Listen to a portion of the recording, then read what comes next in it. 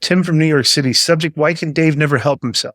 Recently, some sad news has come out that Dutch Mantell and his wife are dealing with some serious health issues, with Dutch having sepsis while his wife is dealing with some GI issues.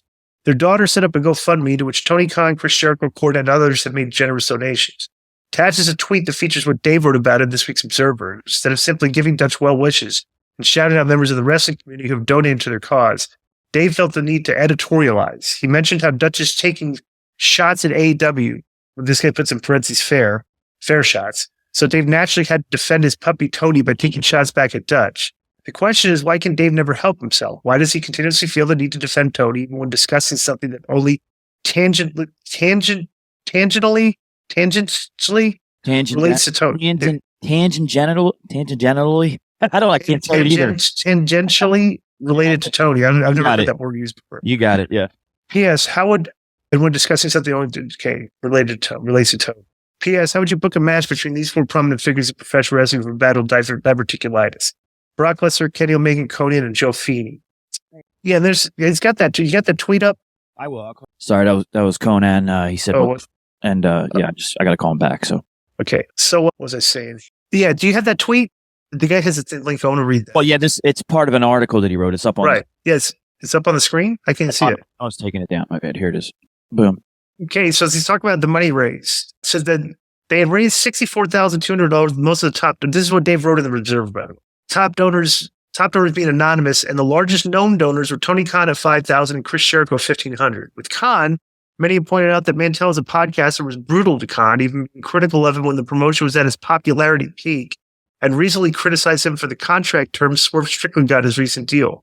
It is something when a former wrestler gets mad at a promoter who clearly could afford it for what he pays the top talent, and he was doing it after he knew the new deal was put together that was going to make the company exceedingly profitable.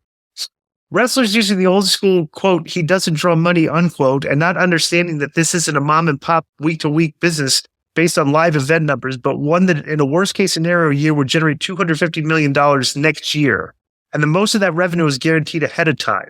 So that's Dave in an article talking about Dutch having health problems. People donating money. It's like, he just can't. I don't know why I think that the reason that Dave support, I don't know. Okay, because I'm assuming that Tony, being an Observer message board guy, also being kind of like a public figure and famous, okay, that him and Dave have probably exchanged a lot of communications. Sure. Like DM, right? And I just think that Dave is, feels, because it's somebody from his family, the Observer family guy like him, I think David feels that he's kind of like invested in this too. This is why he defends the product all the time. It's just, his new thing is, it's hysterical. Like, okay, because like I said, the only metric that they're doing well in is Dave's match ratings, period. Like there's no other metric that they're performing well in on a consistent basis. Revenue, merch, viewers, live attendance, everything is substandard to what they were a few years ago, right? Yeah. But Dave kind of like in an arrogant way and making you feel stupid for pointing stuff like this out.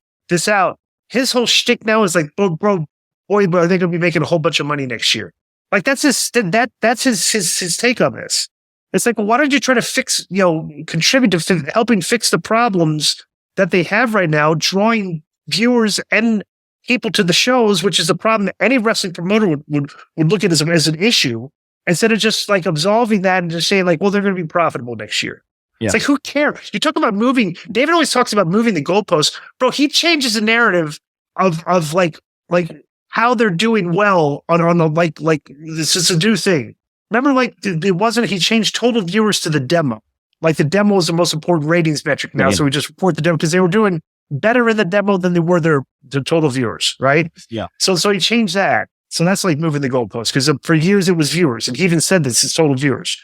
Now the thing is like, okay, they're not doing well in the demo. They're not doing well in live attendance, and they're not. It's like, but they're going to be hugely profitable next year. It's like, and nobody brought up whether they're making a profit or not.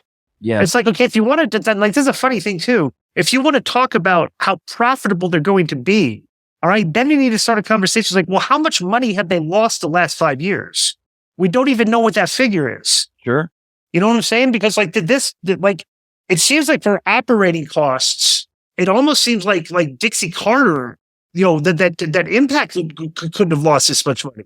Yeah, I've seen Eric say things like that. Like, they've definitely spent more than TNA did, even during the worst years. Right, because they're flying. Their travel expenses, they're running. Contracts are way above that TNA budget. Oh yeah.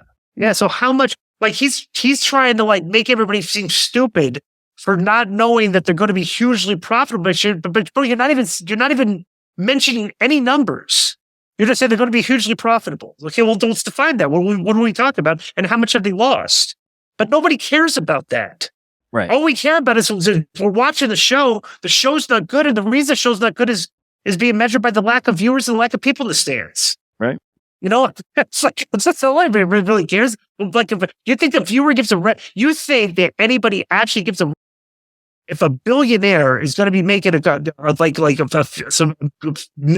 $1 million a year on this, right? I know nobody cares. It's just ridiculous. Yeah. And that was just a salty, salt in the wound response to Dutch.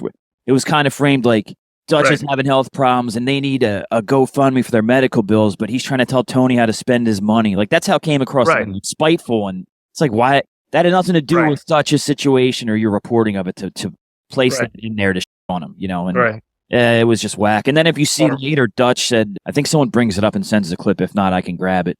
Dutch is like, I don't know why he's bringing up me or my family's health, and I would like to slap out of him, is basically what Dutch said. So Dutch wasn't pleased, and he shouldn't have been. Right. Yeah, because the tone of that makes it say I know everybody cares about Dutch, but you really shouldn't because he's been critical of AEW. Yeah, and he's such a jerk. That's the tone of the what he wrote. Yeah, and it was like, he's such a jerk, but look at how good Tony is because Tony donated $5,000. What a nice guy. Even though Dutch is that's kind of what it said, Right. So next is from, let's go to the Mark mailbags. Daniel Franzak, has Dave Meltzer reached a new low? Hello, gents. Has Uncle Dave Meltzer reached a new low? Recently, Dutch Mantell and his wife had a very scary healthy scare, which depleted his savings where a GoFundMe was started. Meltzer made some disparaging comments on the situation and enclosed some links to an article, so I was wondering what your thoughts were. We already spoke about this, so. That's too bad. He sent the Dutch comments, but it's 18 minutes long, so. Basically, Dutch says, don't talk about my family, and that he would like to give Dave a smack if he could. That's what he said. Right. Interesting. What's to smack Dave? Next in Florida, man. Subject is, what's the point? Hey, K100 crew. I recently saw Dave's article where he talked about Tony Khan donating to Dutch Mantell, and I was more intrigued about his rant at the end about old school wrestlers not understanding that this isn't a mom and pop week-to-week business, but one that would generate $250 million in the worst case scenario. That's in revenue, by the way. So that's not profit, okay? My question is, why is this Dave's sentiment towards AEW right now, but when the WWE got their TV deals in 2019 when WWE sucked, that wasn't a sentiment at all? Also, what's the point of doing the AEW reviews if Tony's content Tony's content with doing a show that only appeals to the sickos? Because WBD is apparently going to keep giving Tony money no matter how low the ratings are. Thanks. What's funny is we're polarizing to thinking the ratings are really low, but comparatively, if you look at other sports like NHL and stuff, like AEW's ratings are kind of fine, and the WBD's give money to the NHL and they don't really draw good numbers. Right. So I said WBD. That company stinks. They're not making good decisions. So they're having terrible problems, and it goes all across the video games and movies are bombing. And they're having a lot of problems.